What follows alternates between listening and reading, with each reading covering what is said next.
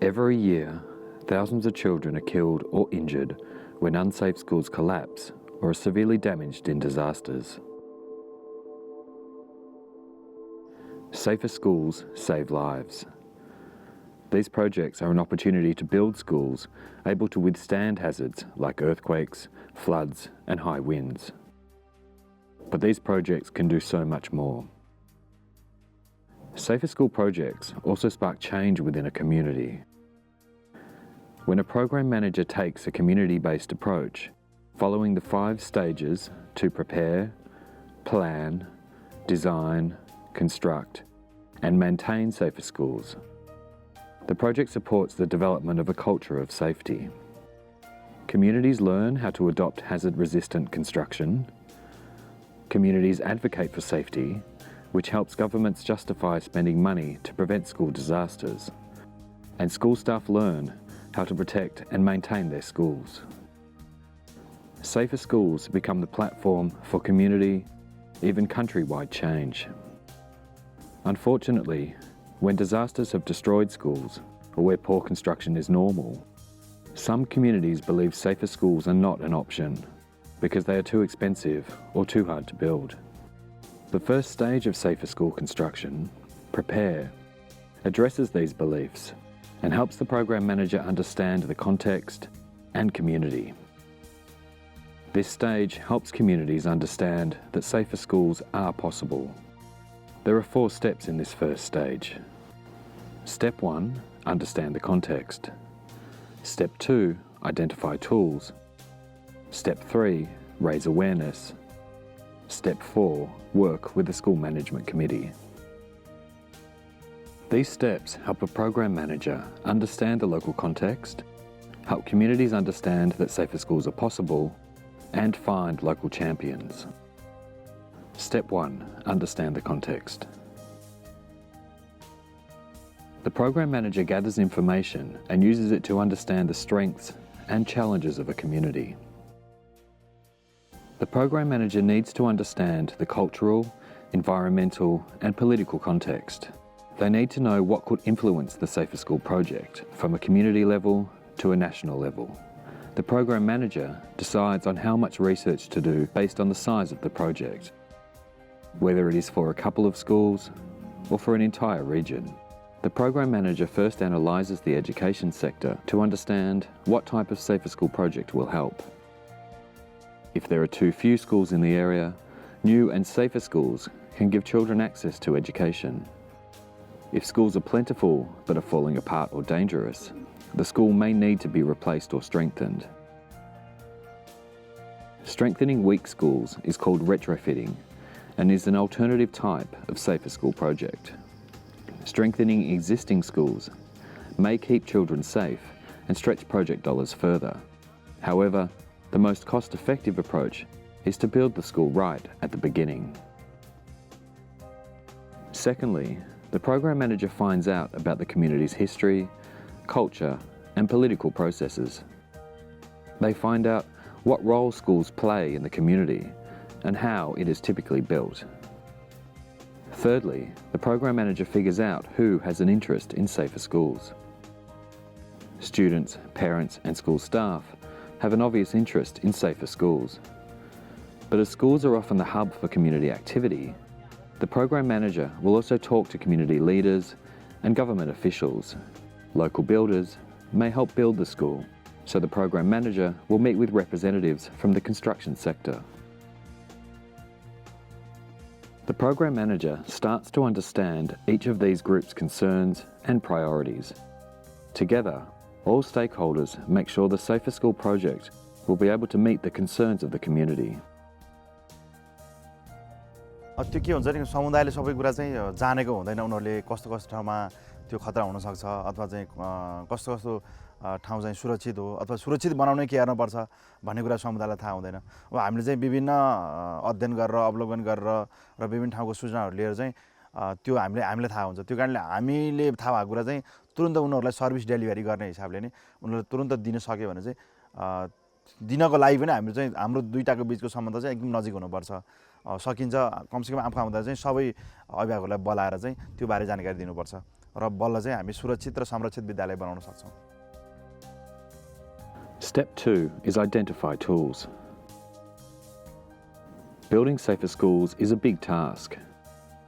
The program manager gathers existing tools to raise awareness, for project management, and to train local builders. These tools support the program manager and community throughout the Safer School project. The program manager may need to teach the community about hazards like floods, earthquakes, cyclones, and now climate change. Other hazards like chemical factories, dams, and railway lines may also be nearby. Community-based risk assessment can help identify these hazards. The concept of disaster is completely new for the community as well, and so we have to explain them every individual word for them. This means this, and this could be the impact would be like this. And once we are able to aware them in proper manner, then only they get completely aware of that. It is important for communities to understand that safer schools are possible and within their reach. Only then will communities be willing to invest their time and money in safer school construction. Convincing people is sometimes easy and is sometimes difficult. If you rely only on your modern knowledge about structural safety and structural engineering and seismology and go to the people and don't without understanding their language, if you go and preaching then it becomes much more difficult. But if you talk to the people in their language, in their understanding, especially banking on the traditional knowledge that they have and the looking into their culture and where these elements of risk reduction or element of engineering also was there, then it becomes very easy. The program manager helps the community track finances and monitor school construction. The organisation or agency may already have community-based templates. If not, the program manager looks elsewhere and adapts. Local builders must learn how to build safer schools. The region may already have construction training or programs that could be adapted to cover hazard-resistant techniques. If not, the program manager may need to find program partners. The third step is raise awareness. The program manager helps the community better understand how hazards can damage schools and put children's lives at risk. They also help them understand how a safer school can reduce these risks.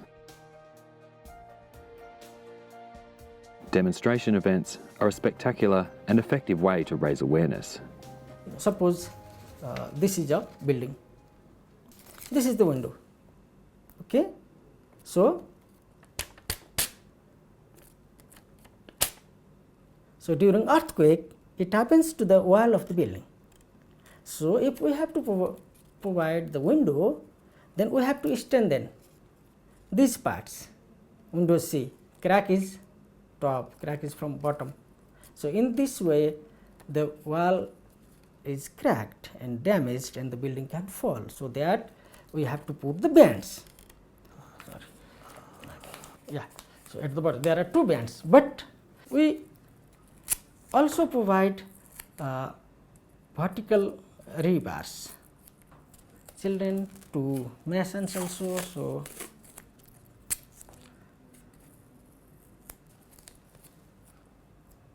yeah, so is this. So what we do is we ask children to make it like this, and then we ask them to make one this. So this is strengthening bands. So now we ask children to, yeah, so if earthquake tries to break the wall from the corners, now it is stronger. It means that if we do the same thing in our building, in the walls, if we connect the walls through this type of bands, then this can be stronger. This can resist the earthquake. Step 4 is work with the school management committee.